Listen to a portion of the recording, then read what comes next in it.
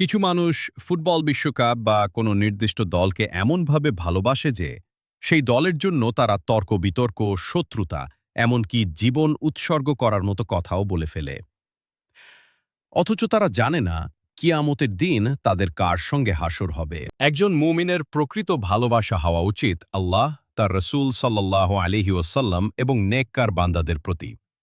কারণ দুনিয়ার সব ভালোবাসা একদিন শেষ হয়ে যাবে, কিন্তু আল্লাহর জন্য করা ভালোবাসাই আখিরাতে সফলতার কারণ হবে।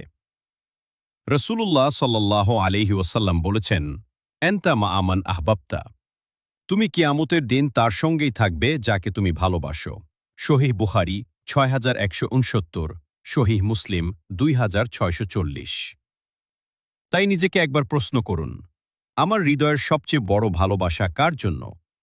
যদি সেই ভালোবাসা আল্লাহ ও তার রসুল সাল্লাল্লাহু আলাইহি ওয়াসাল্লামের জন্য হয়, তবে সেটিই হবে আখিরাতের সর্বশ্রেষ্ঠ সফলতার পথ।